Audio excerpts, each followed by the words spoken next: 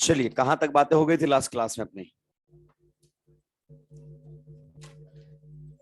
कितना बताया था? अच्छा, ये बता दिया था कि सिस और ट्रांस दोनों में एग्जिस्ट करती है।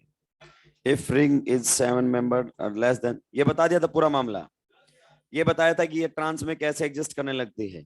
चलिए देखिए, अगर अगर अपन बात करना चाहें, ये हमारे सामने है डबल बॉन्ड कुछ इस प्रकार से। अगर आप इसको ट्रांस में बनाना चाहते हैं या सिस में बनाना चाहते हैं तो सिस में यहां बड़ी आसानी से बॉन्ड बन जाता है।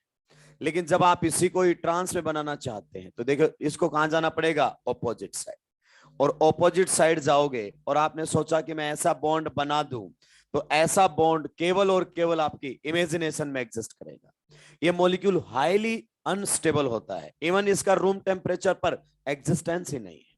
क्लियर? क्योंकि भयंकर स्टेन होता है मॉलिक्यूल के अंदर। क्या होता है? स्टेन। तो यहां पर ये एग्जिस्ट, ट्रांस कॉन्फ़िगरेशन के अंदर इसका एग्जिस्टेंस नहीं है, लेकिन सिस कॉन्फ़िगरेशन में इसका एग्जिस्टेंस है। तो अगर आप ट्रांस में बनाना चाहते हैं तो आपको स्ट्रेन क्या करना पड़ता है? कम। और स्ट्रेन को कम करने के लिए आपको नंबर ऑफ कार्बन एटम्स क्या करने पड़ते हैं? बढ़ाने पड़ते हैं। क्लियर? अगर अपने पास 4 कार्बन हैं तो 4 कार्बन की वजह से तो नहीं बनने वाला ये डबल बॉन्ड ट्रांस में। क्लियर? फिर हमें क्या किए? कार्बन बढ़ाए, कितने कर दिए? 5। 5 में भी नहीं बनता है। फिर हमने कितने कर दिए? 6। 6 में भी नहीं बनता है। फिर हमने कितने कर दिए? 7। 7 में भी नहीं बनता है। फिर हमने कितने कर दिए? 8। तो 8 में पहली बार ये जो डबल बॉन्ड है ये किस कॉन्फ़िगरेशन में आया है? ट्रांस। ये 8 में ट्रांस में बन तो गया है, लेकिन इसमें स्ट्रेन बहुत ज्यादा है मॉलिक्यूल के अंदर। क्या है? स्ट्रेन बहुत ज्यादा है। ये पहली बार आपका किस में एग्जिस्ट किया है? ट्रांस। ट्रांस साइक्लोऑक्टेन हमारे सामने बनकर आया है, बट मॉलिक्यूल के अंदर भयंकर क्या है? स्ट्रेन। यानी कि अगर ये डबल बॉन्ड ट्रांस की बजाय किस में रहता? सिस में, तो ये ज्यादा कंफर्टेबल रहता। अगर ये डबल बॉन्ड ट्रांस की बजाय किस में रहता? सिस में, तो ये ज्यादा कंफर्टेबल रहता। ये सिस में क्या रहता? ज्यादा स्टेबल। क्या रहता? ज्यादा स्टेबल। तो ये आपको पता होना चाहिए कि आपने पहली बार ट्रांस में जब डबल बॉन्ड बनाया है एंडोसाइक्लिक को, वो कितने में एग्जिस्ट करता है? 8 के रिंग में। लेकिन वो 8 की रिंग में ज्यादा स्टेबल नहीं होता है, उसके बजाय वो सिस में ज्यादा स्टेबल रहता है। ट्रांस की बजाय, ट्रांस की बजाय किस में ज्यादा स्टेबल रहता है? सिस में। तो यही हमने पहले भी पढ़ा था कि अगर अपन बात करें एंडोसाइक्लिक पाई बॉन्ड की, किसकी बात करते हैं? एंडोसाइक्लिक पाई बॉन्ड। अगर एंडोसाइक्लिक पाई बॉन्ड है, रिंग की साइज कितनी है? 8 से लेकर 11 तक। तो 8 से लेकर 11 तक वो सिस कॉन्फ़िगरेशन में ज्यादा स्टेबल रहता है। किससे? ट्रांस में। और एक बार 12 की रिंग हो जाए और उसके लंब बड़ी कितने भी हो, तो फिर वो ट्रांस में ही ज्यादा स्टेबल रहने लगता है एज कंपेयर टू सिस। ये हमारे सामने किसका ऑर्डर है? स्टेबिलिटी का ऑर्डर है। और ये हमें ध्यान रखना है भाई, कई दफा यहां से क्वेश्चन बने हैं। कहां पर? रिएक्शन मैकेनिज्म में। एलिमिनेशन करवाएंगे तब बनेंगे, हम इवन करवाएंगे तब बनेंगे, E2 करवाएंगे तब बनेंगे। क्लियर?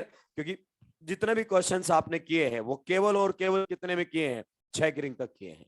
8 की रिंग अगर गलती से आ गई तो खेला हो जाएगा, मामला क्या हो जाएगा? साफ। क्लियर? छापिए। यानी कि एंडोसाइक्लिक पाई बॉन्ड जीआई करेगा या नहीं करेगा, it only depends upon ring size. ये केवल और करता है रिंग साइज पर डिपेंड करता है। अगर 8 से बड़ी है तो वो एंडोसाइक्लिक पाई बॉन्ड ट्रांस में एग्जिस्ट कर सकता है, और रिंग साइज 7 या 7 से छोटी है तो वो कभी एग्जिस्ट नहीं करेगा।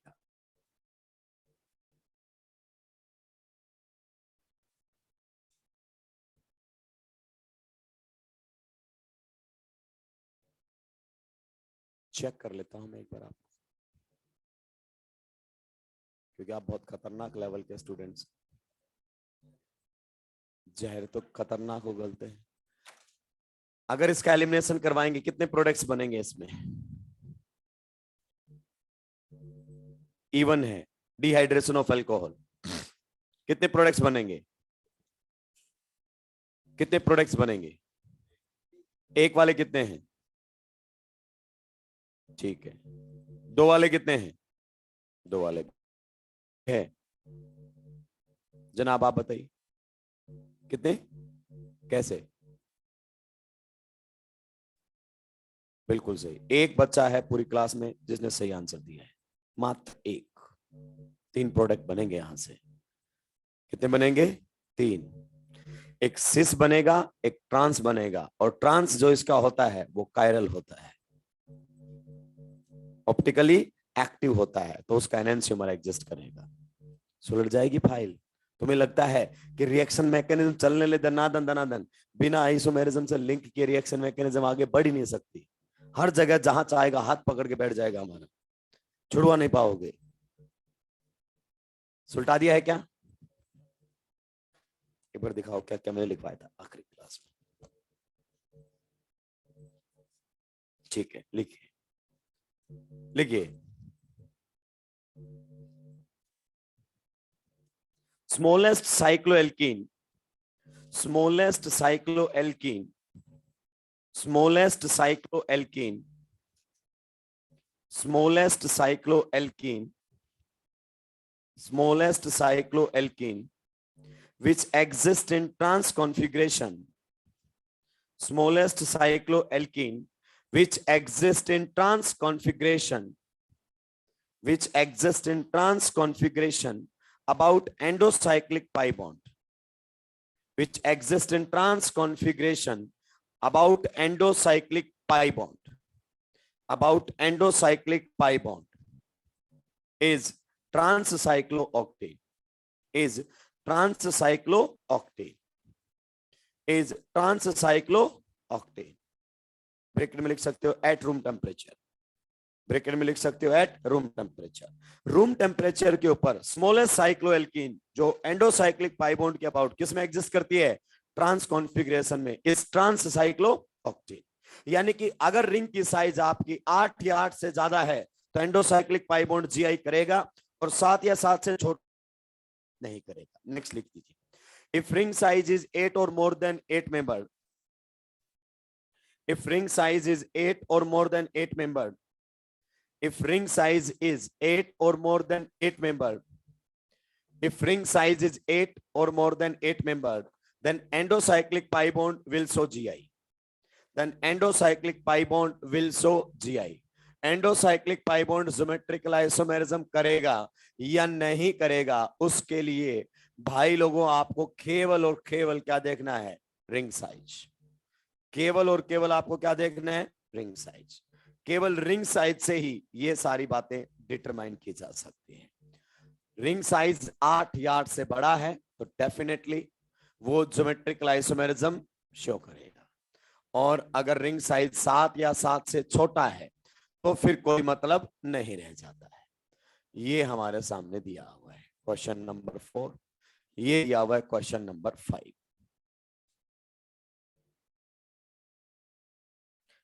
रैंडम क्वेश्चंस आपके सामने लेकर आने की कोशिश है। Random questions.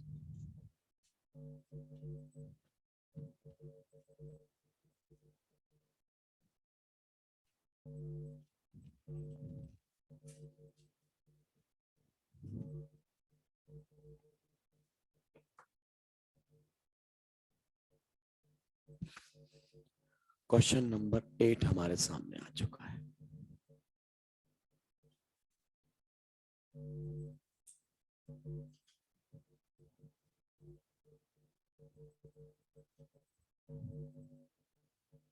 लीजिए, आपको बताना है कौन जीआई करेगा और कौन जीआई नहीं करेगा।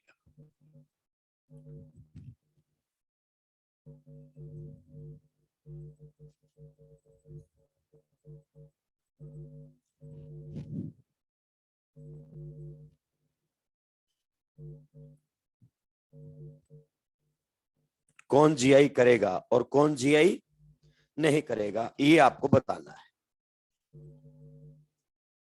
उसके बाद हम कॉन्फ़िगरेशन असाइन करना सीखेंगे। आरआरएस पर, रेस्ट्रिक्टेड रोटेटरी सिस्टम पर विल असाइन कॉन्फ़िगरेशन, जिसको आपने नोमेनक्लेचर के नाम से भी पढ़ा होगा। आरएस एक्सेस आगे आएंगे, कायरलिटी सेंटर के हम। क्वेश्चन नंबर 1 में आपने जवाब नहीं दिया अभी तक भी। देखिए, ये एंडोसाइक्लिक पाई बॉन्ड है क्या? केवल और केवल रिंग साइज देखनी है। देखो ये तो जीआई नहीं करेगा। रिंग कितने की है? 3 की। और कहीं से तुम्हें कोई उम्मीद है तो देख लो। सर रिंग में तो एक ही क्या लगे हुए हैं? सेम। रिंग के ये दोनों एटम जीआई नहीं करवा सकते। क्यों? क्योंकि sp2 हो चुके हैं। क्लियर? चलिए, नहीं कर सकता। नेक्स्ट में बताइए क्या ख्यालात है। क्या ये ज्योमेट्रिकल आइसोमेरिज्म शो करेगा? नहीं। ये पाई बॉन्ड तो नहीं कर सकता। क्यों नहीं कर सकता सर? क्योंकि रिंग साइज 6 की है। एंडोसाइक्लिक पाई बॉन्ड जीआई करेगा या नहीं करेगा, ये केवल रिंग साइज पर डिपेंड करता है। तो नेक्स्ट में अगर अपन बात करना चाहें इसके बारे में क्या ख्यालात है? यस, ये करेगा। रिंग कितने की है? 8 की। ये 6 टर्न्स दोनों में एग्जिस्ट कर सकता है। नेक्स्ट क्वेश्चन नंबर 4 के बारे में क्या ख्यालात? करेगा? यस। रिंग कितने की है? 10। मैंने क्या बोला? एंडोसाइक्लिक पाई बॉन्ड जीआई करेगा या नहीं करेगा, केवल रिंग साइज पर डिपेंड करता है। नेक्स्ट के बारे में क्या ख्यालात है? देखिए ये तो नहीं करने वाला एंडोसाइक्लिक पाई बॉन्ड। तो सही, यहां पर कुछ भी लगा कर दे दे उससे फर्क नहीं पड़ता, केवल रिंग साइज देखनी है। इधर देखिए, इधर रिंग में कोई उम्मीद है क्या? नहीं सर, उम्मीद पर यहां पर हमें नहीं है। नेक्स्ट में बताइए क्या ख्यालात है। ये पाई बॉन्ड तो जीआई नहीं करेगा। सर क्यों नहीं करेगा? अबे रिंग साइज 4 की है तो। और सर रिंग में तो एक ही एटम ऐसा है जो अलग है, तो ये भी ज्योमेट्रिकल आइसोमेरिज्म करने के लायक नहीं है। क्या है? आप लोगों की तरह नालायक। नेक्स्ट में बताइए क्या ये करेगा? पाई बॉन्ड तो नहीं करेगा, लेकिन भाई साहब रिंग तो करेगी ना। रिंग में दो एटम ऐसे हैं जिस पर लगे हुए एटम्स और ग्रुप क्या है? डिफरेंट। तो ये मॉलिक्यूल तो ज्योमेट्रिकल आइसोमेरिज्म करेगा। नेक्स्ट के बारे में क्या ख्याल? यस करेगा, 8 से ज्यादा की रिंग है। नेक्स्ट में अगर अपन बात करना चाहिए, बताइए क्या ख्यालात है। अभी मैंने चेंज कर दिया, फिर से देखो ना इनको। करेगा क्या? यस। किसकी वजह से करेगा? इसकी वजह से करेगा, रिंग की वजह से। ये करेगा क्या? यस। अनडेकिन लिखा हुआ है। कितने की रिंग होती है हमारे सामने? 11 की। और 8 से ऊपर वाली रिंग और 8 वाली ही करने लगती है, तो ये भी ज्योमेट्रिक आइसोमेरिज्म करेगा। You got the point? तो इस टाइप के क्वेश्चंस आपसे पूछे जा सकते हैं। अगर एंडोसाइक्लिक पाई बॉन्ड ज्योमेट्रिक आइसोमेरिज्म करेगा या नहीं करेगा, ये केवल और केवल किस साइज है, वैसे ही देखना है। खोपड़ा खराब करने की जरूरत नहीं है। तो नेक्स्ट हेडिंग लगाएंगे थोड़ी सी जगह छोड़कर, assigning the configuration at pi bond. Assigning the configuration at pi bond. Pi bond पर हम कॉन्फ़िगरेशन असाइन करना सीखेंगे। Assigning the configuration at pi bond. कहां पर कॉन्फ़िगरेशन असाइन करेंगे भाई लोगों? पाई बॉन्ड पर। क्लियर? देखिए कौन कौन सी कॉन्फ़िगरेशन पाई बॉन्ड पर असाइन की जा सकती है। कौन कौन सी कॉन्फ़िगरेशन? सबसे पहले अगर अपन बात करें तो मैं आपको सिस ट्रांस कॉन्फ़िगरेशन असाइन करना सिखाऊंगा। सिस ट्रांस कॉन्फ़िगरेशन। सिस और ट्रांस क्या होती है? कॉन्फ़िगरेशन।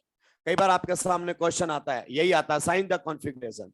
तो डबल बॉन्ड पर सिस ट्रांस की बातें की जा सकती है, या फिर हम EZ की बातें कर सकते हैं। EZ configuration. आपको इन दो पर ही ध्यान देना चाहिए। तीसरा तो क्या है? महाफर्जी। हमारे सामने आता है सीन एंटी। क्लियर? यहां से आज तक कोई क्वेश्चन नहीं पूछा गया। Syn anti configuration. क्लियर? और कभी जरूरत भी नहीं पड़ेगी हमें, कभी जरूरत नहीं पड़ने वाली, जीवन में कभी जरूरत नहीं पड़ेगी। ये हमारे सामने है 3 कॉन्फ़िगरेशन। कहां पर? डबल बॉन्ड पर हम असाइन कर सकते हैं। इनमें सबसे पहले हम पढ़ेंगे कौन सा? Cis trans configuration. कौन सा पढ़ेंगे? Cis trans configuration. आप बचपन से इसको पढ़ते हुए आ रहे हैं, लेकिन फिर भी पढ़ाना मेरी है।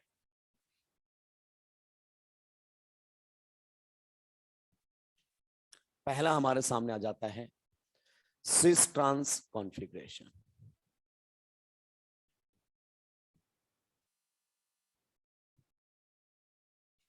सिस ट्रांस कॉन्फ़िगरेशन कौन सा आ जाता है? Cis trans configuration. लिखिए भाई,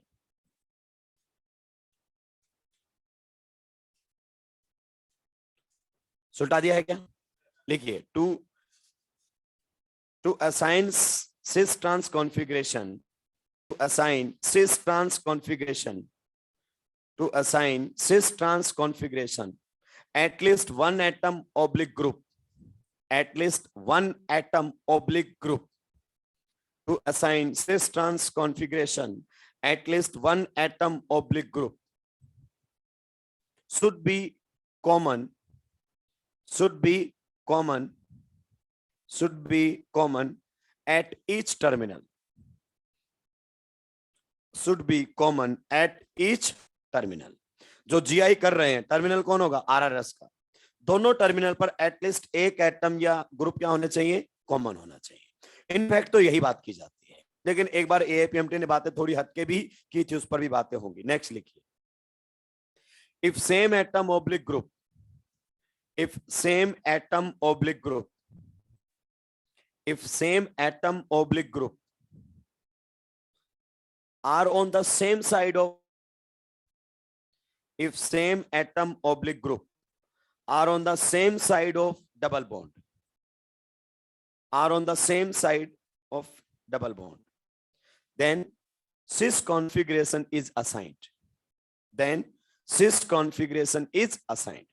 सेम एटम और ग्रुप जो कॉमन है दोनों साइड, वो कहां पर है, डबल बॉन्ड के same side, then cis configuration is assigned, otherwise trans, otherwise trans.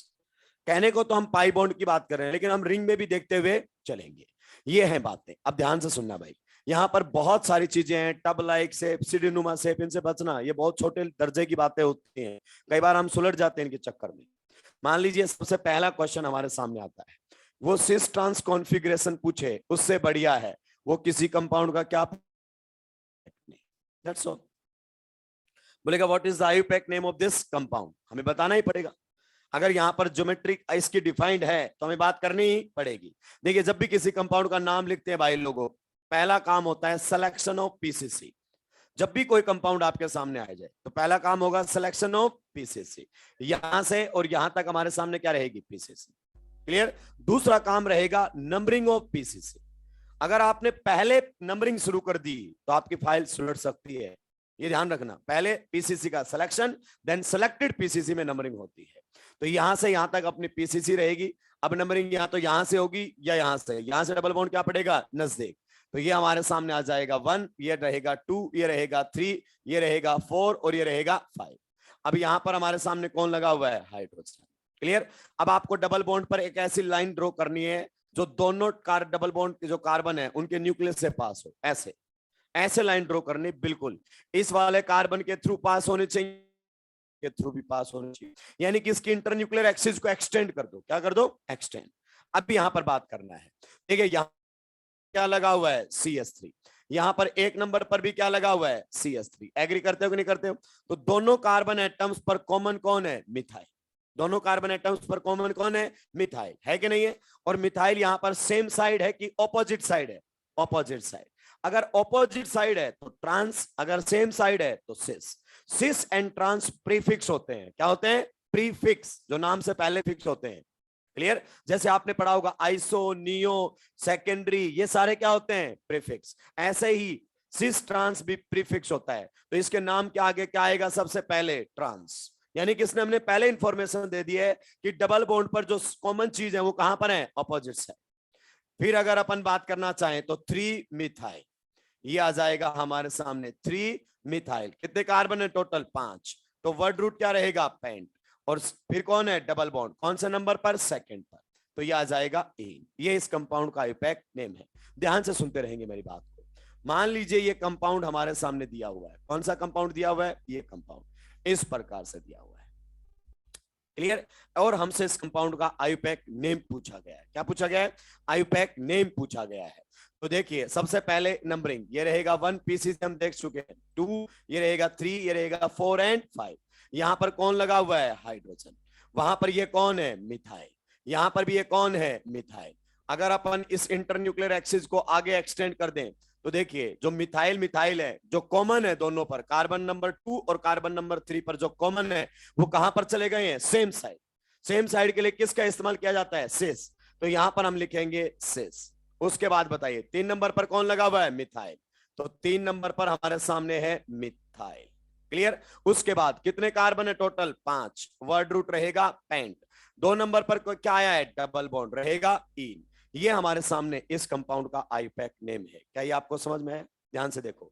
इन दोनों कंपाउंड्स के नाम को गौर से देखो, इन दोनों कंपाउंड्स के नाम को गौर से देखो। अगर आप देख पा रहे होंगे ना तो पूरे नाम आपको केवल प्रीफिक्स में डिफरेंस मिलेगा, पूरे नाम में केवल प्रीफिक्स में डिफरेंस मिलेगा। और ये प्रीफिक्स क्या बताता है बेटा, कॉन्फ़िगरेशन। क्या बताता है, कॉन्फ़िगरेशन। इट मींस ये कंपाउंड केवल कॉन्फ़िगरेशन में डिफरेंट है, ये कंपाउंड्स दोनों किसमें, कॉन्फ़िगरेशन में डिफरेंट हैं, इसीलिए इनको ज्योमेट्रिकल आइसोमर्स बोला जाता है। क्या बोला जाता है, ज्योमेट्रिकल आइसोमर्स। आप जानते हैं ना कॉन्फ़िगरेशनल आइसोमर दो टाइप के होते हैं, ज्योमेट्रिकल एंड ऑप्टिकल, और यहाँ पर ज्योमेट्री डिफरेंट है दोनों कंपाउंड की। यहाँ पर अगर अपन डिस्टेंस देखेंगे मिथाइल मिथाइल में अलग है, यहाँ पर मिथाइल मिथाइल में डिस्टेंस क्या है, अलग है, जिसकी वजह से कॉन्फ़िगरेशन चेंज हो चुका है।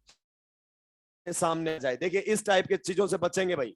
कई बार हमें ऐसा लगता है, ये देखिए इस प्रकार से कि अगर टब लाइक शेप बनी हुई है, कैसी बनी हुई है, टब लाइक शेप बनी हुई है, तो कॉन्फ़िगरेशन कैसा होगा, सिस। कभी कभी ये तुक्का काम कर जाता है, लेकिन कभी कभी काम नहीं करता है। हम क्यों जल्दबाजी करें, हम तो कॉन्सेप्ट से चलेंगे। देखिए यहां पर अगर अपन बात करें तो कौन लगा हुआ है, हाइड्रोजन। यहां पर भी कौन लगा हुआ है, हाइड्रोजन। तो इस प्रकार से अगर अपन इस इंटरन्यूक्लियर एक्सिस को एक्सटेंड कर देते हैं, तो या तो आप मिथाइल मिथाइल पर बात कर लीजिए, मिथाइल मिथाइल कहां पर है, सेम साइड, या फिर आप हाइड्रोजन हाइड्रोजन की बात कर लीजिए। तो क्या इस डबल बॉन्ड की कॉन्फ़िगरेशन असाइन की जा सकती है, yes, this double bond is having cis configuration. क्या रखता है इसकी कॉन्फ़िगरेशन, सिस। यहां पर अगर अपन बात करना चाहें तो कई बार आपको ऐसा लगता है कि इस सीडी नुमा शेप जब बनता है तो हमारे सामने क्या होता है, ट्रांस। क्या होता है, ट्रांस। सीडी नुमा जब शेप बन जाता है तो क्या होता है, ट्रांस। लेकिन यह हमेशा काम नहीं करता है। यहां पर है हाइड्रोजन, यहां पर है हाइड्रोजन। इसी इंटरन्यूक्लियर एक्सिस को आप जब आगे एक्सटेंड करेंगे तो सेम एटम या ग्रुप आपको किधर दिखाई देंगे, अपोजिट साइड। अब हाइड्रोजन हाइड्रोजन को भी देख सकते हो, मिथाइल मिथाइल को भी देख सकते हो, दोनों कॉमन है दोनों साइड। इधर भी हाइड्रोजन उधर भी, इधर भी मिथाइल इधर भी है। तो इसका कॉन्फ़िगरेशन हम क्या असाइन कर देंगे, इसका असाइन कर देंगे हम ट्रांस कॉन्फ़िगरेशन। क्या असाइन कर देंगे, ट्रांस कॉन्फ़िगरेशन। हमें बिल्कुल कॉन्सेप्ट से चलना है, कोई जल्दबाजी करने की जरूरत नहीं है। किसी को कोई दिक्कत आपत्ति परेशानी यहां तक है तो बताइए, बड़ी आसानी से चल सकते हैं, यस। ध्यान से सुनना, मान लीजिए आपके सामने ये कंपाउंड दिया हुआ है, तबियत से सुनते रहना। मान लीजिए इस प्रकार से यहां बना दिया है, क्या आप इसका नाम बता सकते हैं, क्या आप इसका नाम बता सकते हैं, what will be the IUPAC name of this compound, बताइए। पहले सबसे पहले ये सिस में है कि ट्रांस में है, आपको यहां बॉन्ड एंगल 180 मेंटेन करने के लिए हाइड्रोजन ऐसे लगाने ही पड़ेंगे, और जैसे लगाओगे यू विल फाइंड हाइड्रोजन से एक दूसरे के अपोजिट चले गए। क्लियर। तो इसके नाम के आगे क्या आएगा, ट्रांस। उसके बाद बताइए क्या आने वाला है, साइक्लो। कितने कार्बन है इसके अंदर, 10। 10 कार्बन के लिए क्या आता है, डैक। तो ये हमारे सामने रहेगा डैक 1 इन या सीधा डैक ए। बताइए किसी को कोई दिक्कत आपत्ति परेशानी है क्या। तो ये मैंने आपको डबल बॉन्ड पर कॉन्फ़िगरेशन असाइन करना सिखाया है। ये जो आखिरी क्वेश्चन है ना बेटा, बहुत काम का है। आखिरी जो क्वेश्चन है ये बहुत ही काम का है।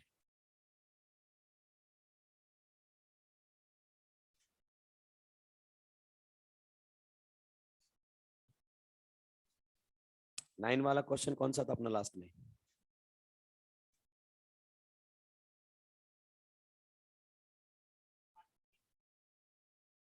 मॉडिफाई कर दिया था, मॉडिफाई कर दिया था भाई, वो रिंग की वजह से जीआई करवाया, डबल बॉन्ड ने नहीं किया था।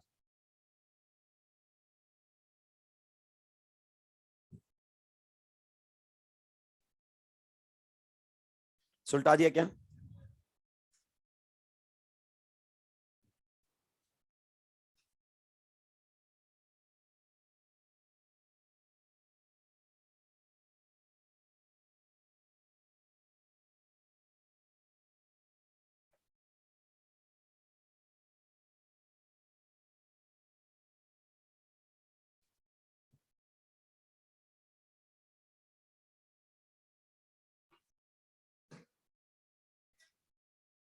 सुलटा दिया। चलिए देखिए, कई बार क्या होता है कि हमारे सामने इस टाइप का क्वेश्चन आ जाता है, और ये क्वेश्चन ऐसा एक बार एआईपीएमटी में आया हुआ भी है। यहां पर लगा दिया है मान लीजिए सीएल, यहां पर हमारे सामने लगा दिया है मान लीजिए बीआर। क्लियर। इस टाइप का क्वेश्चन कई बार हमसे पूछ लिया जाता है। सबसे पहले क्या यहां पर सिस ट्रांस डिफाइंड है, यस। लेकिन सर आपने तो लिखा था एटलीस्ट एक एटम या ग्रुप दोनों साइड क्या होना चाहिए, कॉमन। यहां पर आप देखिए इस कार्बन पर जो है वो उधर उस कार्बन पर है ही नहीं, जो इधर है वो उधर कॉमन ही नहीं है। बात आपकी बिल्कुल सही, बिल्कुल सही है। लेकिन एक बार एआईपीएमटी ने क्वेश्चन पूछा हुआ है, तो कई बुक जो है वो सेम ना लिखकर सिमिलर भी लिख देती है। क्या लिख देती है, सिमिलर। सेम ना लिखकर क्या लिख देती है, सिमिलर। जैसे यहां पर इधर देखो हेलोजन कितना है, एक, उधर देखो हेलोजन कितना है, एक। तो कई बार हम हेलोजन हेलोजन को देखकर भी बात कर लेते हैं। ये हमारे सामने है हेलोजन, यहां पर ये हमारे सामने है, ध्यान से सुनते रहेंगे भाई आप लोग, ये हमारे सामने हेलोजन्स हैं। यस, देखो दोनों हेलोजन डबल बॉन्ड पर क्या है, अपोजिट्स है। आपको ये इसको एक्स से एक्सटेंड करना है दोनों न्यूक्लियस के पास होते हुए, ऐसे मत कर देना। क्लियर? यहां पर देखो ये कौन है, CH3। CH3 को हम क्या बोलते हैं भाई लोगों, एल्काइल ग्रुप। ये हमारे सामने है एल्काइल ग्रुप। यहां पर ये हमारे सामने कौन है, इथाइल। इसे भी हम क्या बोलते हैं, एल्काइल ग्रुप। तो यहां पर आप सिस ट्रांस डिफाइंड कर सकते हैं, और यहां पर आप बोलोगे डबल बॉन्ड कौन सी कॉन्फ़िगरेशन में है, ट्रांस कॉन्फ़िगरेशन में है। ध्यान से सुनना। लेकिन सर मान लीजिए हमारे सामने ऐसा आ जाए, कैसा आ जाए, ऐसा, यहां पर लगा दिया क्लोरीन, यहां पर अगर अपन बात करना चाहें लगा दिया है ब्रोमीन, और यहां पर लगा दिया है आयोडीन। सबसे पहले कंफर्म कीजिए, क्या डबल बॉन्ड पर जीआई है? क्या अब हम सिस ट्रांस की बात कर सकते हैं? नहीं। क्या अब हम वो सिमिलर वाला कॉन्सेप्ट लगा सकते हैं? नहीं। देखो, अगर इधर हैलोजन को देखेंगे तो उधर कौन से को देखेंगे, इधर भी हैलोजन कितना था, एक, उधर भी हैलोजन कितना था, एक, तो हमने देख लिया हैलोजन हैलोजन। इधर एक, उधर भी अल्काइल ग्रुप कितना था, एक, तो हमने इसको देख लिया। लेकिन यहां पर अगर हम हैलोजन को देखेंगे तो उधर तो दो दो हैलोजन है। आप बोलोगे ब्रोमीन को देखकर क्या बोलो, ट्रांस, कुछ बोलेंगे आयोडीन को देखकर क्या बोलो, सिस। तो ये मॉलिक्यूल ज्योमेट्रिकल आइसोमेरिज्म कर रहा है। यस। क्या यहां पर सिस ट्रांस डिफाइंड है? नो। क्या यहां पर सिस ट्रांस डिफाइंड है? नो। दो क्वेश्चन आपसे पूछे जाते हैं, सिस ट्रांस डिफाइंड है या नहीं में, दो टाइप के क्वेश्चन। जैसे यहां पर जीआई है, लेकिन फिर भी हम सिस ट्रांस की बात नहीं कर सकते, यानी कि सिस ट्रांस का लिमिटेशन आपके सामने आ चुका है। फिर यहां पर लगा दिया फ्लोरीन, यहां पर लगा दिया क्लोरीन, यहां पर लगा दिया ब्रोमीन, और यहां पर लगा दिया आयोडीन। बताइए क्या ख्याल है? नहीं नहीं, मैं पूछ रहा हूं क्या ये मॉलिक्यूल जीआई कर रहा है? डेफिनेटली दोनों डिफरेंट है, दोनों डिफरेंट है। तो इस मॉलिक्यूल के अंदर ज्योमेट्रिकल आइसोमेरिज्म है, लेकिन क्या यहां पर सिस ट्रांस कॉन्फ़िगरेशन डिफाइन कर सकते हैं? नहीं, क्योंकि ये भी एलोजन है, ऐसे एलोजन एलोजन देखकर बात ही नहीं कर सकते। तो कई बार आपसे क्वेश्चन आता है, in which cis trans configuration is not defined. तो पहला केस इस टाइप का होता है जहां मॉलिक्यूल जीआई करता है, फिर भी हम सिस ट्रांस की बात नहीं कर सकते। दूसरा हमारे सामने इस टाइप का केस आता है जहां पर मॉलिक्यूल जीआई ही नहीं कर रहा होता। बताइए क्या यहां पर सिस ट्रांस की बात हो सकती है? नहीं, क्योंकि यहां पर अलग अलग कॉन्फ़िगरेशन में आ ही नहीं सकता, क्योंकि ये दोनों ही साइड क्या है, सेम। तो ये मॉलिक्यूल ज्योमेट्रिकल आइसोमेरिज्म ही नहीं करेगा। क्लियर? तो यहां पर भी सिस ट्रांस डिफाइंड नहीं होता है। ऐसे क्वेश्चंस आपको मिलेंगे कि in which cis trans configuration is not defined. तो हमें कैसे पता चलेगा? तो दो टाइप के केसेस होते हैं, जीआई होते हुए भी कई बार नहीं होता है, और कई बार जीआई नहीं होता है, तो फिर हम कॉन्फ़िगरेशन की बातें भी नहीं कर सकते। एक साथ छापेंगे, पहले मुझे समझाने का मौका दे। तो पाई बॉन्ड तो अपना सुलट चुका है। कौन सा सुलट चुका है? Pi bond. लेकिन हमें पाई बॉन्ड से आगे भी बातें करनी पड़ेंगी भाई, जरूरी है। हमें रिंग में भी सिस ट्रांस कॉन्फ़िगरेशन असाइन करना पड़ेगा। क्यों जरूरी है सर? बहुत जरूरी है बेटा, बहुत जरूरी, वरना हम पहचान नहीं पाएंगे E2 रिएक्शंस को। मान लीजिए यहां पर हमारे सामने CH3 दिया हुआ है, यहां पर हमारे सामने CH3 दिया हुआ है, ध्यान से सुनते रहना। फिर अगर अपन बात करें तो ये हमारे सामने दिया हुआ है, यहां पर लगा हुआ है CH3, और यहां पर हमारे सामने लगा हुआ है किसके ऊपर, डैश के ऊपर, इस प्रकार से ये हमारे सामने लगा हुआ है। मैं लिख ही देता हूं, बॉन्ड लाइन में बहुत सारे सुलट जाएंगे। ये हमारे सामने लगा हुआ है। क्लियर? तो हमें इसमें भी कॉन्फ़िगरेशन असाइन करनी पड़ेगी। हम सिस ट्रांस कॉन्फ़िगरेशन असाइन कर सकते हैं? यस, एब्सोल्युटली कर सकते हैं। क्या ये मॉलिक्यूल जीआई करेगा? करेगा। अगर वैज डैश में आपको दिया हुआ है तो ध्यान से सुनना, सेम चीज कहां पर आ जाए, वैज वेज पर। कहां पर आ जाए? सेम एटम या ग्रुप कहां पर आ जाए, वैज वेज पर, या फिर कहां पर आ जाए, डैश डैश पर। ध्यान से सुनते रहना, या फिर डैश डैश पर आ जाए, तो उस सिचुएशन में हम कॉन्फ़िगरेशन देते हैं सिस पर, वो क्या हो, वेज पर। और कहीं पर वो हमारे सामने कहां हो, डैश पर। ध्यान से सुना, कहीं पर वो हो वेज पर और कहीं पर वो हो डैश पर। तो ऐसी सिचुएशन में हम वहां ट्रांस कॉन्फ़िगरेशन असाइन करते हैं। You got the point? ध्यान से सुनना। अब यहां पर आप किसी को देखकर कर सकते हो, इन दोनों एटम्स की वजह से रिंग में ज्योमेट्रिकल आइसोमेरिज्म है कि नहीं है? तो यहां पर बताइए, वेज के पीछे जस्ट कौन होता है, डैश, तो यहां पर हाइड्रोजन होगा। वेज के पीछे जस्ट कौन होता है भाई लोगों, डैश, तो हाइड्रोजन होगा। Now you can see methyl methyl और you can see hydrogen hydrogen. किसी के बेसिस पर आप यहां पर बात कर सकते हैं। तो इसका कॉन्फ़िगरेशन क्या रहेगा सिस। और क्या आप इसका आईयूपैक नेम बता सकते हैं? यस डेफिनेटली हम इसका आईयूपैक नेम बता सकते हैं। नंबरिंग कहीं से भी कर लो जहां से तेरा मन करे। 1 ये रहेगा, 2 ये रहेगा, 3 ये रहेगा, 4 ये रहेगा, 5 और ये रहेगा 6। तो इसका नाम लिखा जाएगा सिस 3 डाई मिथाइल। क्या रहेगा? Di methyl cyclohexane. क्या लिखा जाएगा? Cyclohexane. You got the point. ये देखो नाम से पहले जो आता है उसे क्या बोलते हैं भाई लोगों? प्रीफिक्स। नेक्स्ट क्वेश्चन में अगर आप गौर से देख पा रहे हो तो क्या हम मिथाइल और इथाइल को देखकर बता सकते हैं? नहीं, कॉमन ही नहीं है दोनों एटम्स पर, ये कॉमन ही नहीं है। अगर यहाँ पर वेज पर हाइड्रोजन है तो बताओ डैश पर कौन, सॉरी मिथाइल है तो वेज पर मिथाइल, तो डैश पर कौन होगा? हाइड्रोजन। यहाँ पर डैश पर बता दिया तो वेज पर कौन होगा? हाइड्रोजन। इस बार जो हम डिसाइड करेंगे ना वो हाइड्रोजन हाइड्रोजन को देखकर डिसाइड करेंगे। यहाँ चाहे आप हाइड्रोजन देख लो चाहे मिथाइल देख लो, कोई फर्क पड़ने वाला नहीं है। लेकिन यहाँ हाइड्रोजन हाइड्रोजन के रेफरेंस में बात की जाएगी क्योंकि दोनों एटम पर कॉमन यही है, दोनों एटम्स पर कॉमन यही है। और ये एक जगह है डैश पर और एक जगह है वेज पर। बताइए नाम किस में आना चाहिए? सिस में या ट्रांस में? नंबरिंग कहां से होगी? इथाइल से। ये रहेगा 1, ये रहेगा 2, ये रहेगा 3, ये रहेगा 4, ये रहेगा 5 और ये रहेगा 6। क्या नाम आएगा हमारे सामने? ट्रांस। क्या आने वाला है?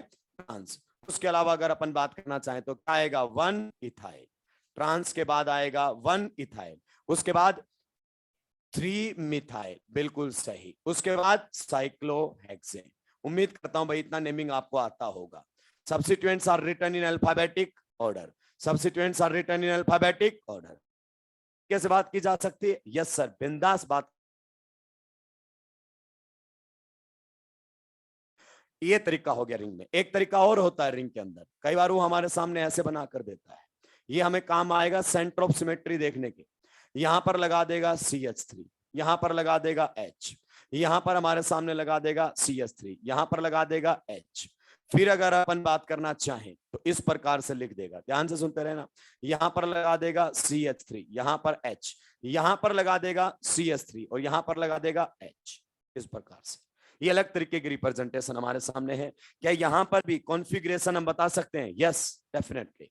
ये देखो इस पोजीशन को ऐसे जब लाइन सीधी खींचे ना तो इसमें अप और डाउन पोजीशन होती है। यहां पर आप मिथाइल बताइए अप है या डाउन? अप। यहां पर भी मिथाइल अप है या डाउन? अप। यहां पर हाइड्रोजन बताइए कैसा है? डाउन है कि नहीं है? यहां पर भी हाइड्रोजन के बारे में बताइए कैसा है? डाउन।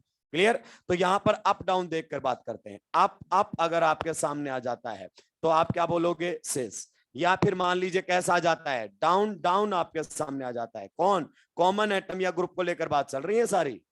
क्लियर? कॉमन होना चाहिए। एक आ जाए अप और एक आ जाए हमारे सामने डाउन, तो उस सिचुएशन में हम क्या बोल देंगे? Trans. You got the point. तो कई बार ऐसे भी लिखा हुआ हो सकता है हमारे सामने। ये हमें प्लेन ऑफ सिमेट्री देखने में काम आएगा। क्या देखने में काम आएगा? Plane of symmetry. मैं बोलूंगा इसको ऐसे काटोगे कट जाएगा, इसको ऐसे काटोगे नहीं कटेगा, क्योंकि यहाँ अप मिथाइल और वहां आप क्या आएगा? हाइड्रोजन। तो ये हमें पता होना चाहिए। तो यहां तक छापेंगे फिर आगे बढ़ेंगे।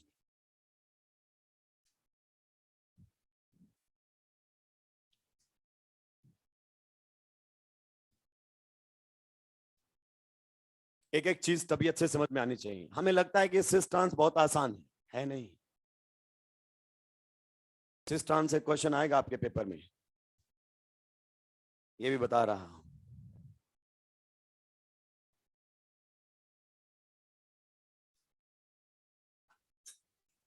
मैं आने वाले टेस्ट पेपर की बात कर रहा हूं राक्षसों। नीट नीट जैसे मेरे को पता है, मेरे को पता हो ये वाला आएगा ये वाला नहीं आएगा। मैं 15 क्वेश्चन पढ़ा हूं। कॉन्फिडेंस देखो मेरा, 16 भी नहीं करवाऊं मैं। 15 क्वेश्चन के डेली ऑप्शन बदल रहा हूं। एक दिन पहला सही रखू, एक दिन चौथा सही रखू। आराम से बातें करें। मैं अपनी और तुम अपनी सुनाओ। क्लियर? लेकिन इतना टाइम हमारे पास है नहीं, क्योंकि मुझे रियली में नहीं पता क्वेश्चन कहां से आएगा। अगर मुझे पता होता तो मैं इधर फेफड़े नहीं फोड़ रहा होता भाई, मैं कहीं और बैठ के आराम से पेपर लीक कर रहा होता और एनटीए वाले मेरे पीछे पीछे घूम रहे होते कि है कहां तुम, मिल तो सही एक बार।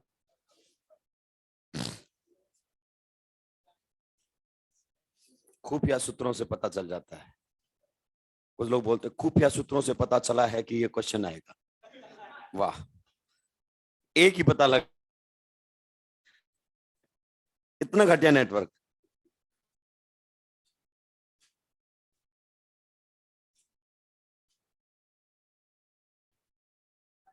सुलटा दिए हो क्या? अभी अपन चेयर कंफर्मेशन में बात करेंगे। चेयर कंफर्मेशन में करेंगे तो तुम्हारे गुर्दे मुंह में नहीं आने चाहिए कि सर चेयर कंफर्मेशन बात करो, ये क्या बात कर रहे हो, कुछ भी नहीं, 2 कौड़ी का है, 2 कौड़ी का है। अगर अपन आगे भी बढ़ते हैं साइक्लोहेक्सेन की कंफर्मेशन में तो कोई बड़ी बात नहीं लगती आपको, लेकिन that will be waste of time. लेकिन यहां हल्का सा में बात करना पड़ेगा। क्यों करना पड़ेगा वो मैं बताऊंगा। कई बार वो इलेक्ट्रोफिलिक एडिशन रिएक्शन दे देता है, साइक्लोहेक्सेन की रिएक्शन Br2 के साथ फॉर्म्ड प्रोडक्ट आते हुए भी चेयर कंफर्मेशन में लिख जाएगा, मामला साफ हो जाएगा। हमें आंसर आएगा। अगर वो फ्लैट लिख कर देता तो हम बता देते एक वेज पर एक डैश पर जाएगा, एंटी एडिशन है। लेकिन वो चेयर में लिखेगा और उस मामला क्या मिलेगा, साफ। तो जब हमने इतनी मेहनत की है तो एक चीज के लिए क्यों पीछे हटे। और कोई नई चीज भी नहीं है कि आपको नई बात याद रखनी पड़ेगी। कोई बात अगर नई याद रखनी पड़ती है मैं उसको हटा ही देता हूं, अगर काम की भी नहीं है और फालतू में दिमाग पे जोर भी डाला जाए। सुलटा दिया है क्या सभी ने? ये देखना अभी आपको पता चल जाएगा, बस जितना मैंने पढ़ाया है उतने से ही पता चल जाएगा। कोई नई बात आपको याद करने की जरूरत नहीं है। ये हमारे सामने दिया हुआ है भाई लोगों, साइक्लोहेक्सेन है कि नहीं है? This is cyclohexane. क्लियर? बस चेयर कंफर्मेशन में दिया हुआ है। यहां पर लगाकर दे दिया है मिथाइल और यहां पर भी लगाकर दे दिया है मिथाइल।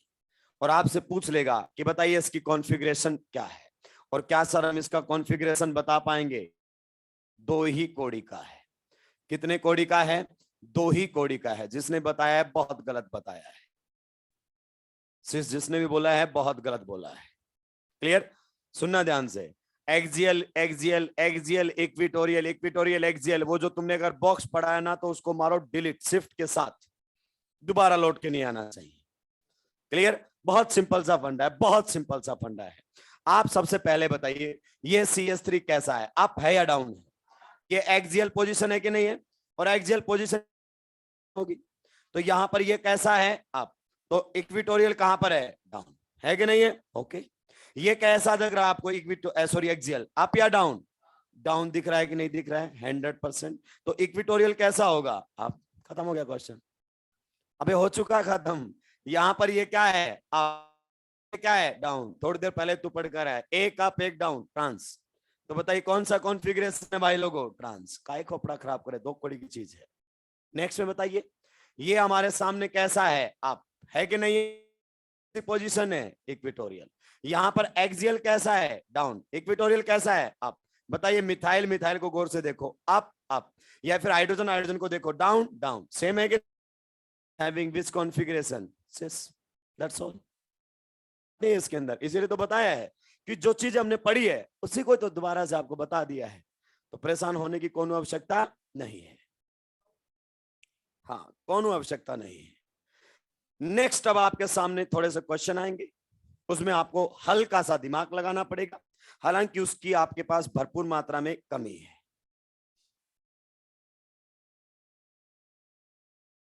आज तुम्हें भयंकर जलील किया जाएगा।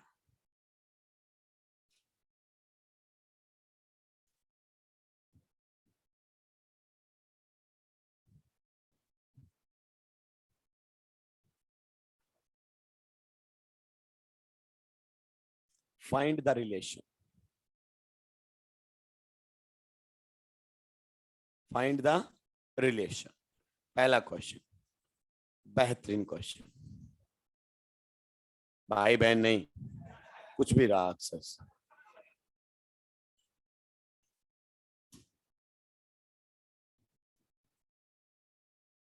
तुम्हारे दिमाग में रिलेशन एक ही चलता रहता है बस। ये देखो बाबू सोना, अलग ही लेवल के लोग बैठे हुए हैं। अगली बार मैं दरखास्त करूंगा सर से कि सर बुजुर्गों के बीच में ना भेजें जो सर क्लासेस लगाते हैं, वरना इन जैसी सोच मेरी भी हो जाएगी। बूढ़े लोगों के बीच में भेज भेज कर कोपड़ा खराब कर दिया है।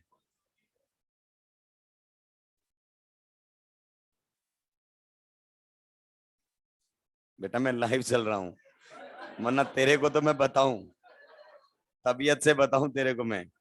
तेरे को क्या लगता है मेरे को सुना ही नहीं दिया है?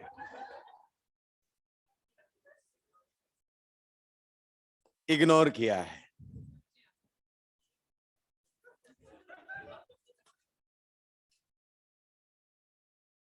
बताइए फर्स्ट एंड सेकंड में क्या रिलेशन है, उसके बाद सेकंड वाले में भी आपस में क्या रिलेशन, फर्स्ट वालों में क्या रिलेशन है, सेकंड वालों में क्या रिलेशन। क्वेश्चन है बढ़िया।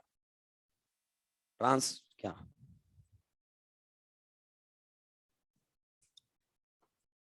Geometrical isomer is not a relation? Yes definitely.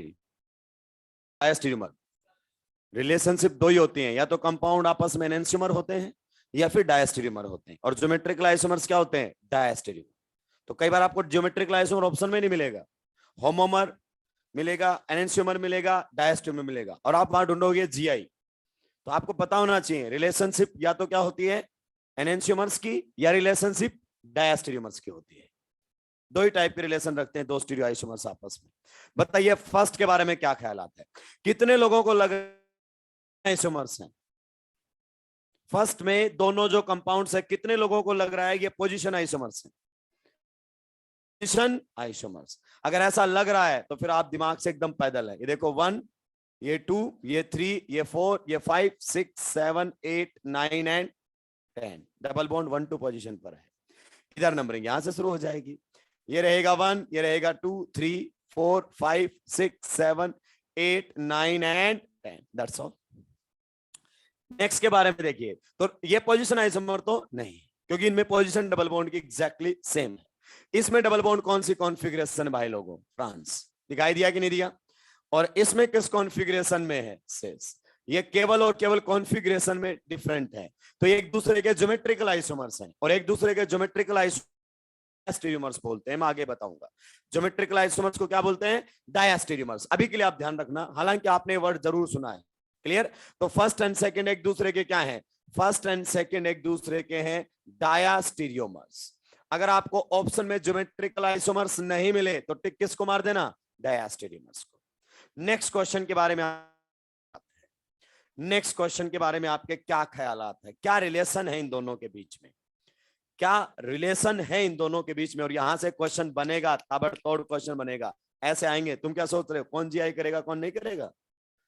Find the relation वाला आएगा। बताइए इन दोनों के बीच में रिलेशन क्या है? कितने लोगों को लगता है कि ये होमोमर्स हैं? होमोमर्स काफी लोगों को लगता है।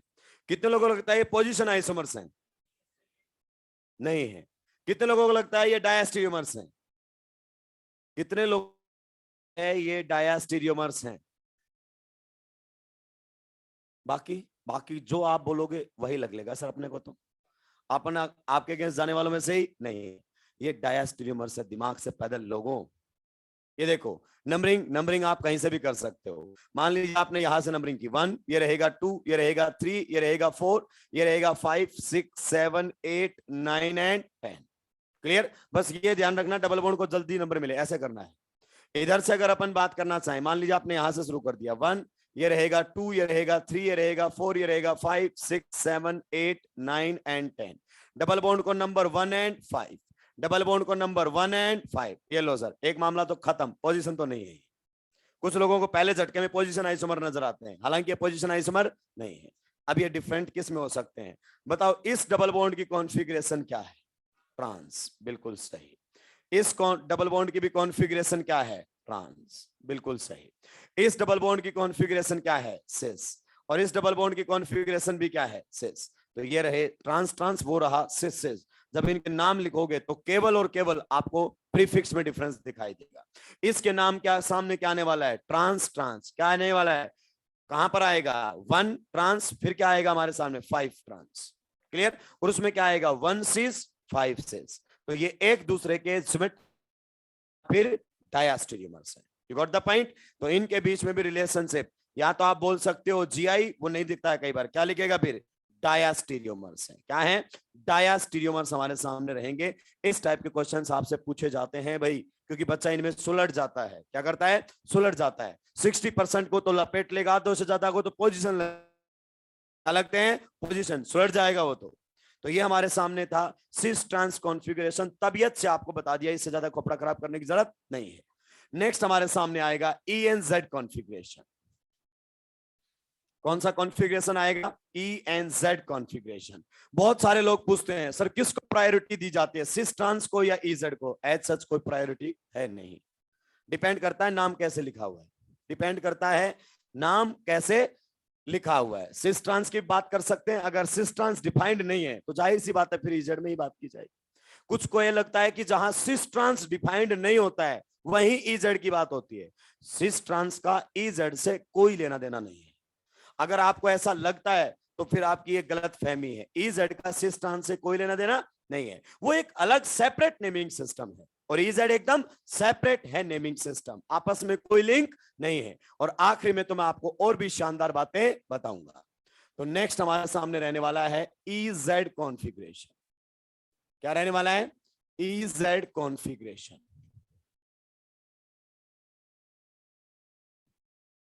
लिखिए इसके बारे में।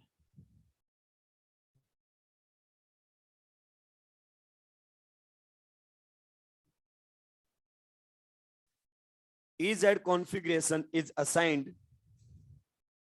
EZ configuration is assigned. ये रूल जो आएंगे ध्यान रखना, RS में भी सेम टू सेम काम में आएंगे। बेसिकली मुझे RS का इस्तेमाल करना था, इसीलिए मैं सारा पढ़ा रहा हूं। EZ configuration is assigned on the basis of priority rules. EZ configuration is assigned on the basis of priority rules. Bracket में आप लिख सकते हो CIP सीक्वेंस रूल्स, ब्रैकेट में आप लिख सकते हो CIP sequence rules, priority rules या फिर CIP सीक्वेंस रूल के बेसिस पर ये डिसाइड किए जाते हैं। कौन सा? EZ। तीन थे भाई राक्षस, कितने थे? तीन। एक हमारे सामने था कान बोल दो कुछ चैन बोल देते हैं जो तुम बोलना चाहो, क्लियर। एक हमारे सामने था CK इनगोल्ड। कौन था? CK इनगोल्ड। एक था V प्रीलोग।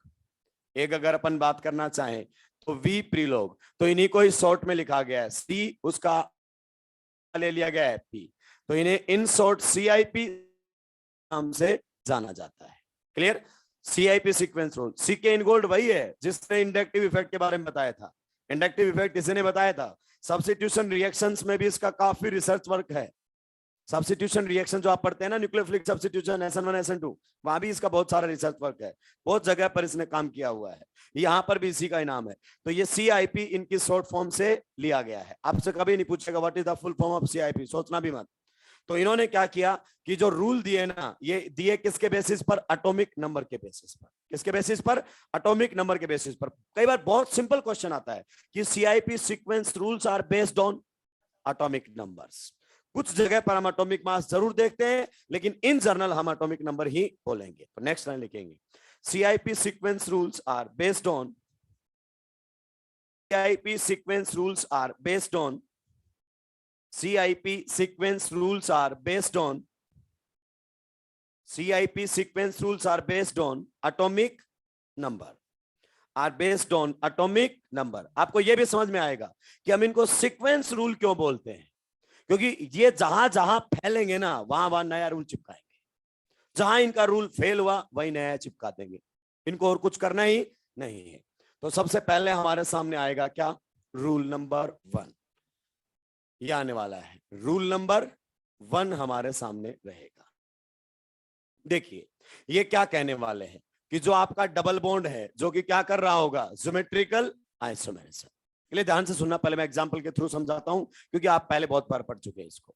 मान लीजिए यहां पर हमारे सामने है फ्लोरीन, यहां पर हमारे सामने है क्लोरीन, यहां पर हमारे सामने है ब्रोमीन और यहां पर हमारे, यू गॉट द पॉइंट।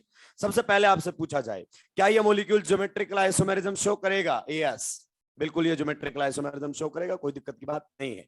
क्या हम यहां सिस ट्रांस नेमिंग डिफाइन कर सकते हैं? नहीं। तो हमें इस डबल बॉन्ड की कॉन्फ़िगरेशन तो बतानी ही पड़ेगी, गॉट द पॉइंट। लेकिन ये मत दिमाग में डालना कि जहां सिस ट्रांस डिफाइंड नहीं होता वहीं EZ आता है, ऐसा कुछ भी नहीं है, ऐसा कुछ भी नहीं है। जहां आप सिस ट्रांस नाम लिख सकते हैं ना वहां भी आप EZ लिख सकते हैं, मैं आपको बताऊंगा, क्लियर।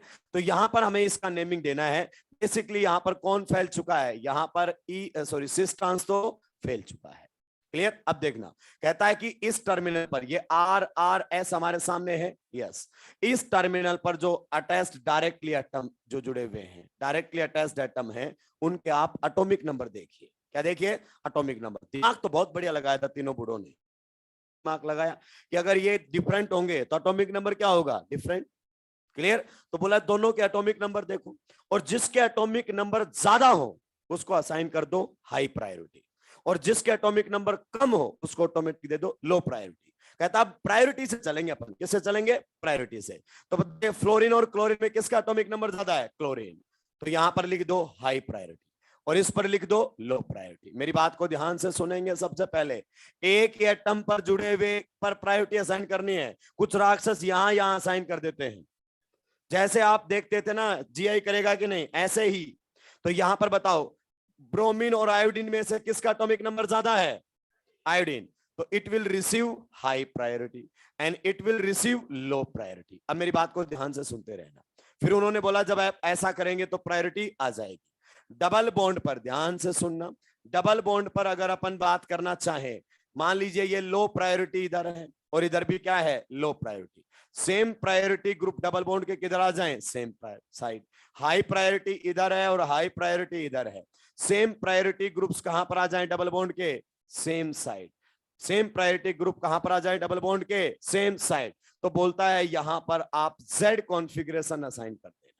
क्या असाइन कर देना, Z कॉन्फ़िगरेशन हमारे सामने इसको असाइन कर देना है। क्लियर। अब आपके दिमाग में आएगा ये Z कॉन्फ़िगरेशन कहां से आया। ये Z कॉन्फ़िगरेशन आया है जर्मन वर्ड जूजामीन।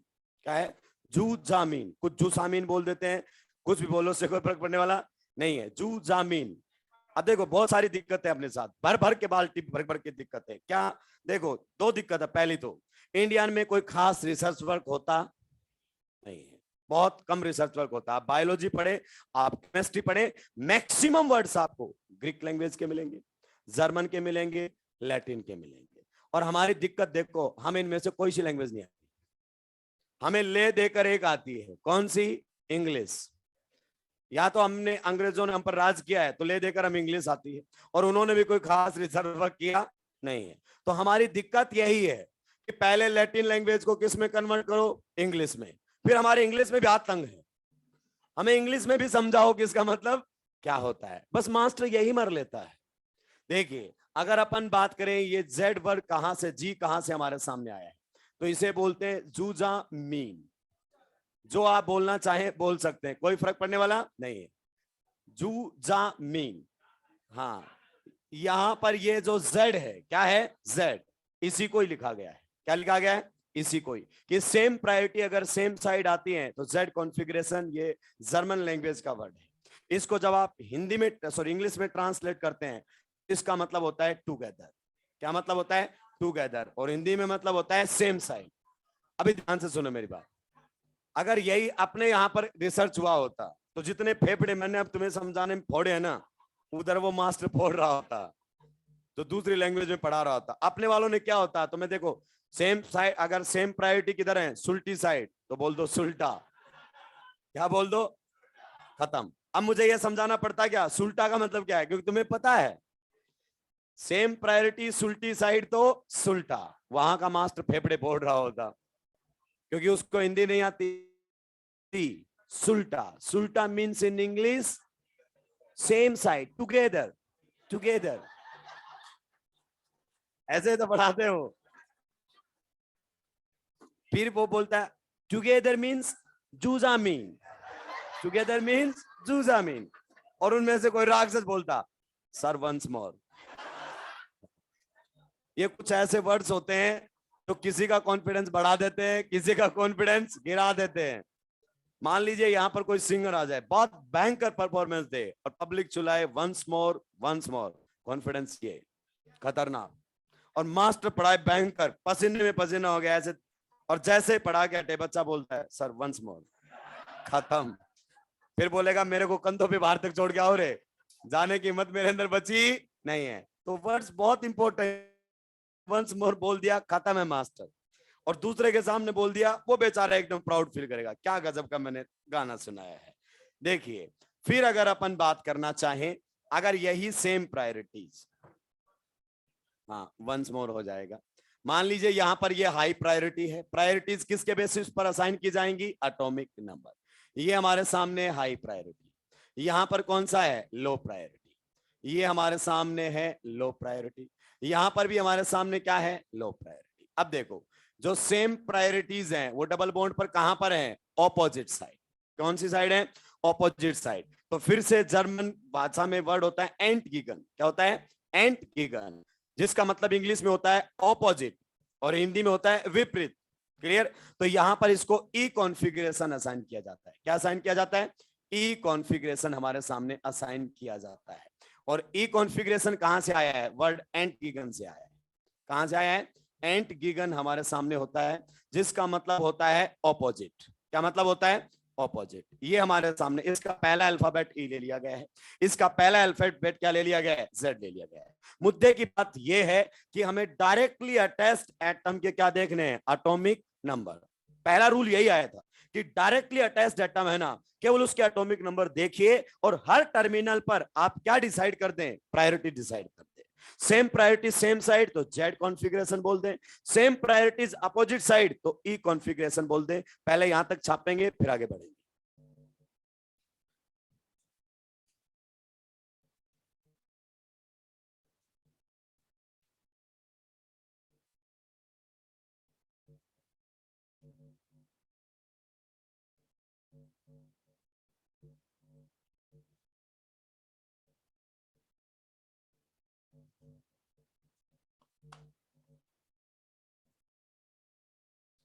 सुलटा दिया है क्या,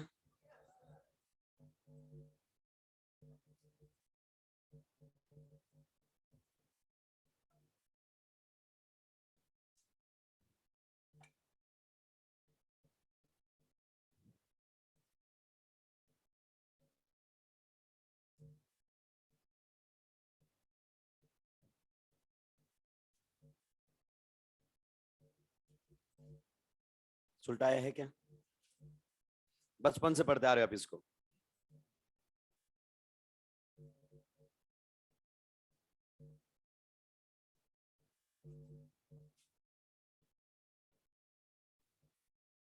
प्रायोरिटीज एक ही एटम पर लगे हुए ग्रुप्स को देनी है, ये ध्यान रखना है। एक साइड पर हाई और लो, एक साइड पर हाई और लो। जैसे सिस ट्रांस देखते थे, इंटरन्यूक्लियर एक्सिस को क्या कर दो, एक्सटेंड।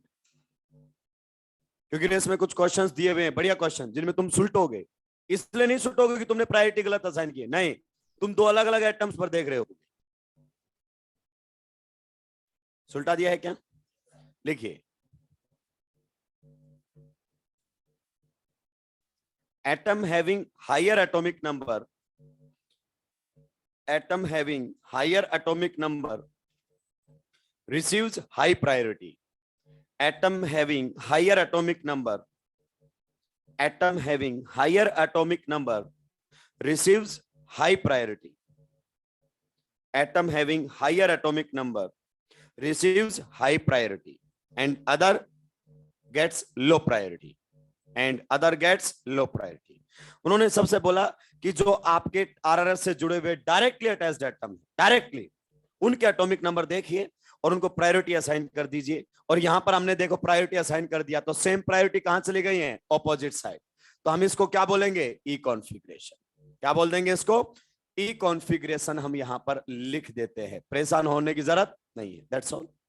मान लीजिए अगर हमारे सामने ये कंपाउंड दे देते हैं, ये अपने दिमाग से निकाल दो कि जहां सिस ट्रांस डिफाइंड नहीं होता है वहीं पर ही हम इजेड की बातें करते हैं, ऐसा कुछ भी नहीं है।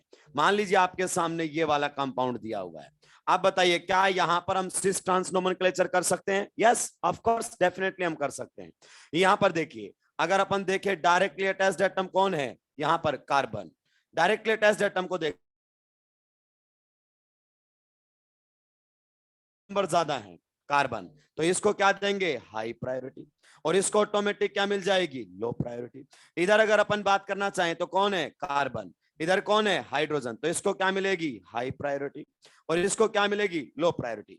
डायरेक्टली अटैच्ड एटम के एटॉमिक नंबर देखने भाई लोगों, किसके, डायरेक्टली अटैच्ड एटम के एटॉमिक नंबर देखने, रूल नंबर 1 यही कहता है। अगर अपन देखें तो आप पा रहे होंगे सेम प्रायोरिटीज डबल बॉन्ड के कहां पर आ रही हैं, सेम साइड।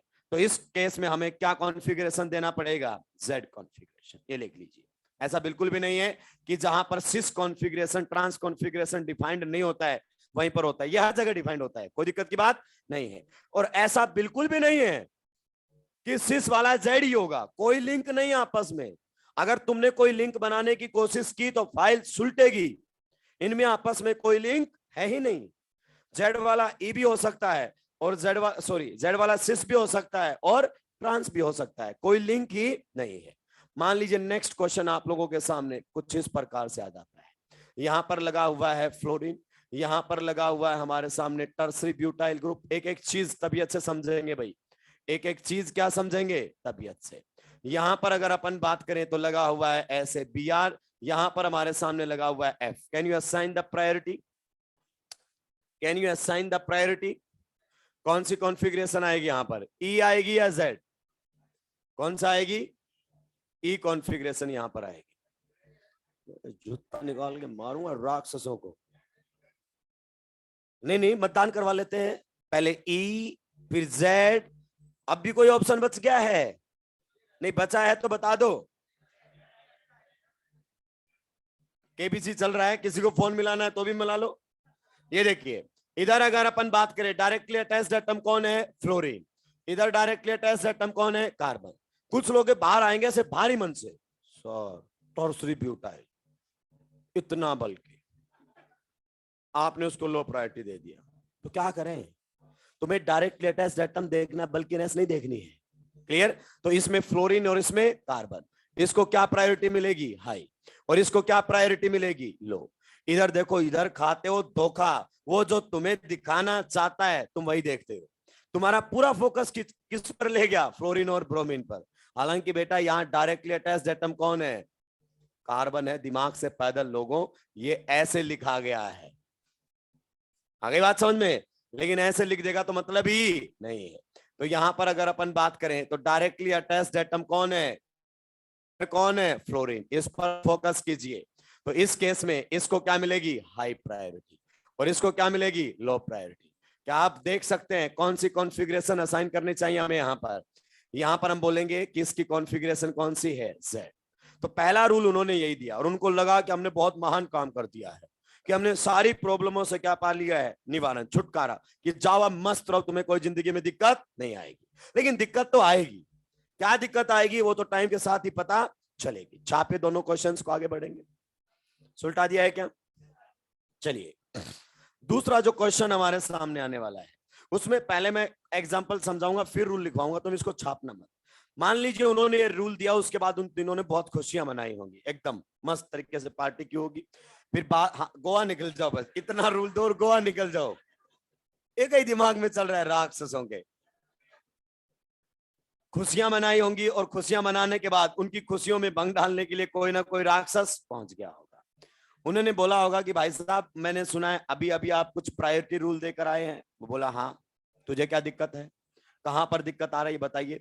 नहीं नहीं मुझे कोई दिक्कत नहीं है, बट मैंने सुना है कि आपने आज फिलहाल में प्रायोरिटी रूल दिया है और आप बहुत ही प्राउड फील कर रहे हैं। हाँ, कि पहले आप बताइए ये मॉलिक्यूल के बारे में क्या ख्यालात हैं, जीआई करेगा?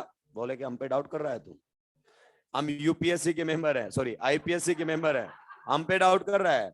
आईपीएससी ने हमें अधिकार दिया कि हम इनका नाम लिखे और तू हम पर डाउट कर रहा है। जीआई करेगा? करेगा तो फिर तुम्हारे रूल से तो नाम नहीं लिख सकता मैं इसका।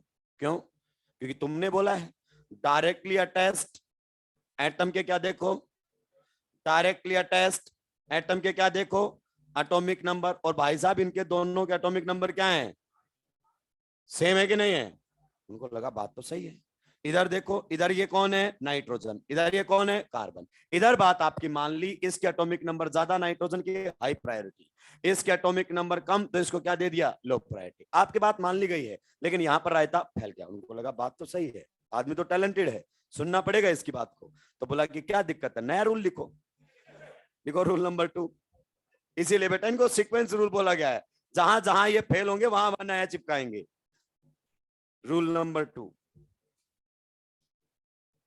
in case of isotopes, in case of isotopes, in case of isotopes, atomic mass is considered instead of atomic number।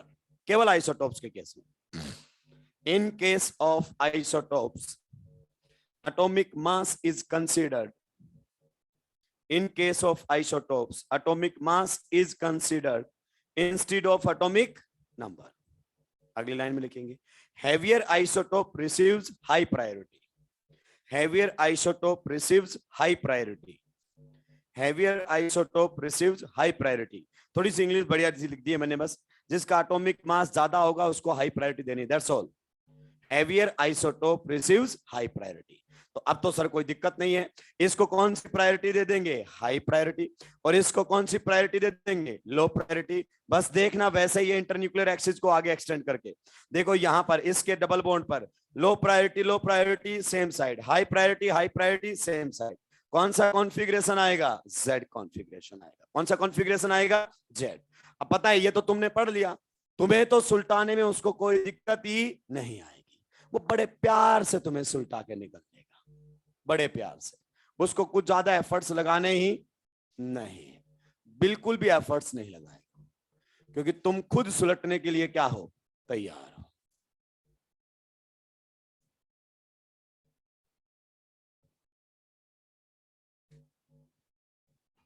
अब बताओ, दोनों का एटॉमिक मास भी सेम कर दिया मैंने.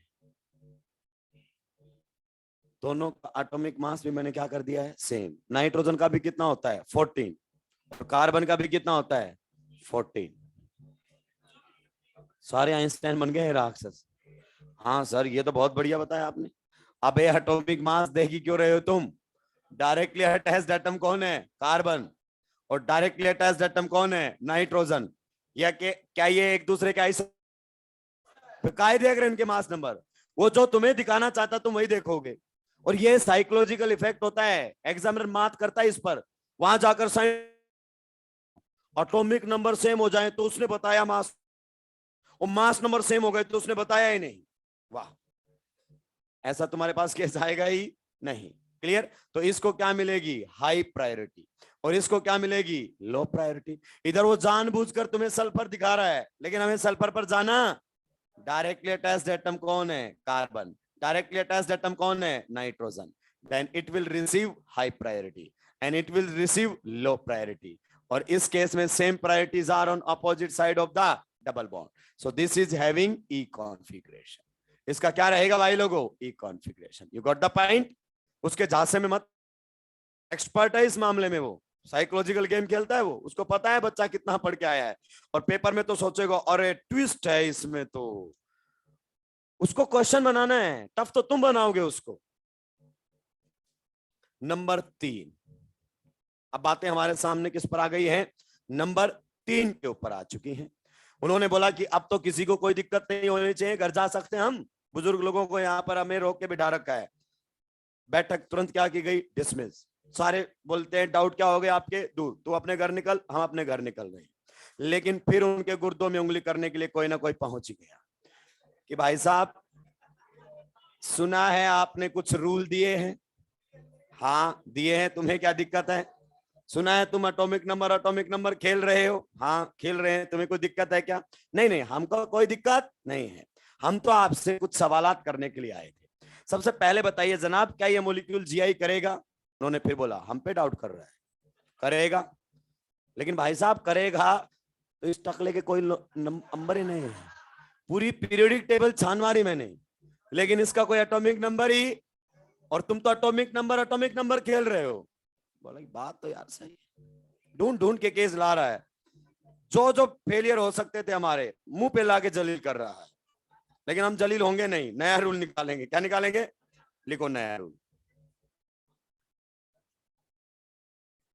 लिखिए, lone pair always receives lowest priority. Lone pair always receives lowest priority. ये उनका नया रूल आ गया है. अगर लोन पेयर आ जाए तो उसको कौन सी प्रायोरिटी दें? Lowest. Lone pair always receives lowest priority. That's all. अब बताइए, आप यहां पर बातें कर सकते हैं? यस, बिंदास बातें हम यहां पर कर सकते हैं. देखिए, अब सोचना ही नहीं है. इसको तो क्या मिलनी है? Lowest priority, low priority. Clear? Lowest इसलिए बोली है. अब आप मेरे से कुछ इंग्लिश में भी बहस करेंगे कि सर लो बोलो, लोवेस्ट बोलने का क्या मतलब है?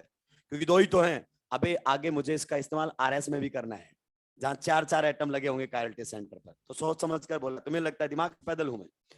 ये हमारे सामने क्या मिलेगी, इसको हाईएस्ट प्रायोरिटी, इसको क्या मिलेगी, लो प्रायोरिटी, और इसको क्या मिलेगी, हाई प्रायोरिटी। मिलेगी नहीं मिलेगी? बस ये ध्यान रखना है कि देखना कैसे है, इस प्रकार से you will find same priorities are on same side, so it is having Z configuration. इसका कॉन्फ़िगरेशन क्या होगा, Z कॉन्फ़िगरेशन होगा, G कॉन्फ़िगरेशन हमारे सामने होगा। बहुत सिंपल सिंपल क्वेश्चन आते हैं, बहुत सिंपल सिंपल। आप चीजों को ध्यान से लिंक नहीं करते, इसलिए आप सुलझ जाते हैं, ना तो मुझे यहां पर सुलझने की कोई मतलब नजर ही नहीं आता है। मान लीजिए हमारे सामने ये कुछ इस प्रकार से दिया हुआ है, ये सबसे पहले तो आप बताइए, क्या ये ज्योमेट्रिकल आइसोमेरिज्म शो करेगा? क्या ये ज्योमेट्रिकल आइसोमेरिज्म शो करेगा? यस। नाइट्रोजन पर टकला लगाना ना भूलें, जिंदगी बर्बाद कर देगा ये टकला तुम्हारे, अगर गलती से भूल गए हो तो। Number 1 identify RRS, number 2 satisfy valency. फिर चेक करें GI। आप बताइए इसको क्या प्रायोरिटी मिलेगी, हाई प्रायोरिटी। इसको क्या प्रायोरिटी मिलेगी, लो। डायरेक्ट एटम कौन है, कार्बन। डायरेक्ट एटम कौन है, हाइड्रोजन। और इसको बता चुके हैं क्या मिलेगी, लो प्रायोरिटी। और इसको क्या मिलेगी, high priority. You can see same priorities group are on opposite side, so it will have E configuration.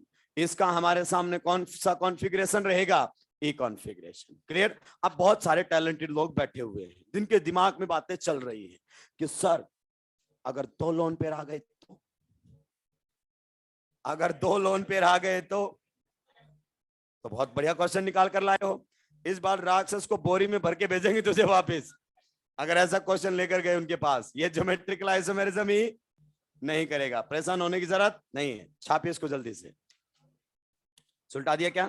बस आज इतना ही रखेंगे, बाकी सीक्वेंस रूल आगे पढ़ाएंगे, क्योंकि आगे वाला रूल थोड़ा सा क्या है, लंबा है, और उसको अगर अपन बीच में छेड़ देंगे तो बहुत सारे लोग मेरे गुर्दे नोच लेंगे बाहर आके, ऐसा हो जाए वैसा हो जाए, तो इसको सिमटाना बहुत ही जरूरी है।